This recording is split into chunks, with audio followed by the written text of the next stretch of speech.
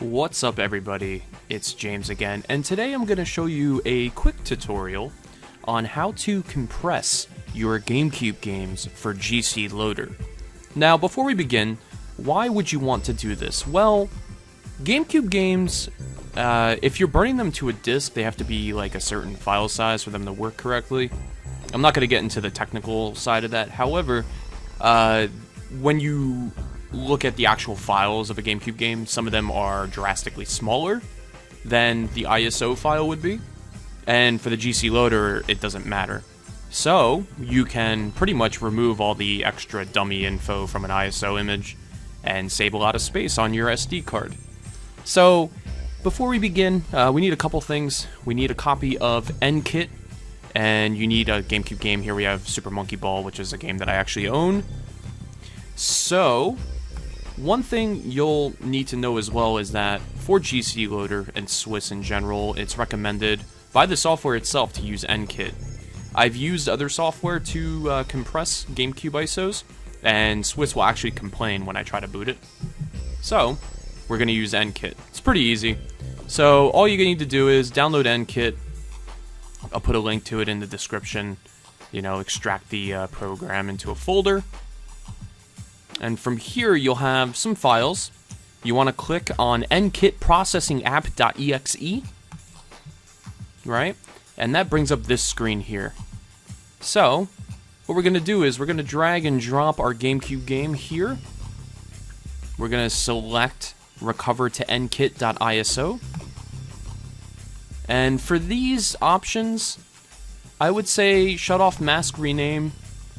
I would say shut off delete recovery match failures, and that's pretty much all you really need.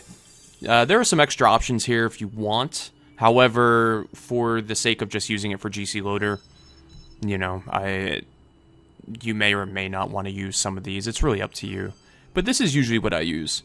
And then we just click process, and pretty much what it's doing is it's extracting the ISO and then recompiling it into a new ISO that contains just the game files and no dummy data, as we call it, which is just, you know, fake or junk data just to fill up the remainder of the ISO file.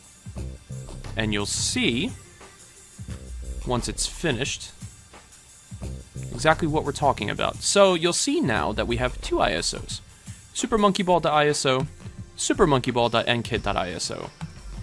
When you, we can click reset to go back to the menu here. When you use mask rename, it'll append some information to the file name. However, for my purposes, I just like it like this. So like I said, some of these options you can just kind of use for whatever your use case is. And on NKIT, there are tooltips if you hover over some of these options. As you can see, it says tooltips on hover. So, you know, read the documentation if you need to. However, if you want just a quick compression method that seems to work pretty well, here you go. And you'll see here that our original ISO is the typical 1.35 gigs. Our compressed ISO is now 480 megabytes. So throw that on your GCLoader SD card and boot it up, and you should be good to go. Now, obviously, I haven't tested this with all of the GameCube ISOs. However, I assume they all work, or at least most of them. You know, I've only done it on games that I actually own, so yeah, so that's pretty much it. Really easy to do. Figured it would be a good tutorial, just a quick and dirty way. So anyway guys, thanks for watching, and as always, have a nice day.